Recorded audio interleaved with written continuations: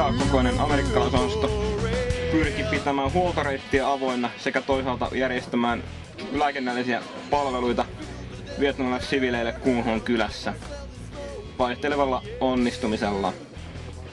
Lopuksi tiedustelutietoja hyödyntäen 2 amerikkalaisjoukkuetta paikallisti vietnamilaisten käyttämän tukikohdan Kung Hon itäpuolella ja sen lisäksi pidättivät Kung Hon alueella Vietcongin sisseiksi epäilyt paikalliset.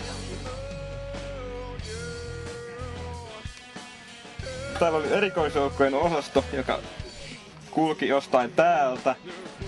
Yön aikana pyöri täällä. Päätyen lopulta soitten kautta takaisin omaan tukikohtaan huoltamaan.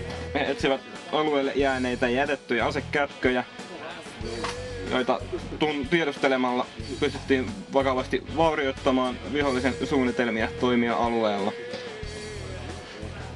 Lähinnä taistelut keskittyi Kung Hon kylän ja Gabriellen tukikohdan ympäristöön sekä jossain määrin myöskin 3 vanhan ranskalaisen tukikohdan Beatrice, Elaine ja Gabriel sekä St. Josephin lähetysaseman ympäristöön.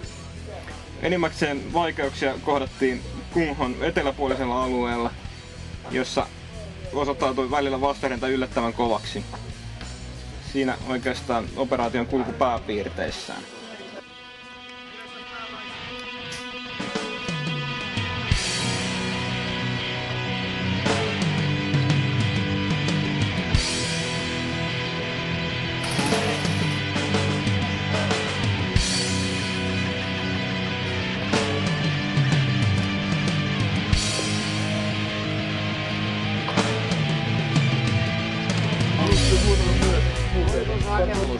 No niin pojat, kannattiko tulla? Kyllä. Todellakin. Ja on kyllä hauska tulla tapaamaan uusia kulttuureja ja ampua ne menemään. Joo, kyllä. On parempi tää loppu oli sitten. Päästiin melkein jo tuonne vähän jahtaamaan porukkaakin tuolla oikein kunnolla. Vaihtoehtona on kotona oleminen. Kyllä tää aina kotiolot voi. Onko lisättävää? Terveisiä kotiin. Mielenkiintoinen kumpakin peli. Helvetin hienoa. No niin, koska tulee CDS 6? Ei luvata vielä mitään. Palataan asiaan kun se on ajankohtaista.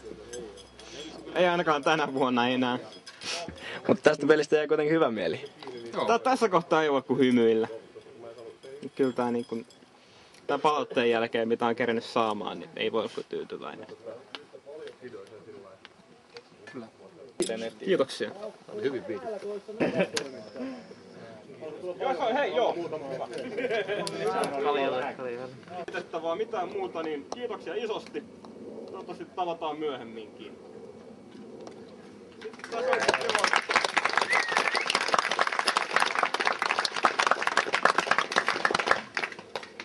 Iltahan on vielä nuori, ettei tässä mikään hätää ole.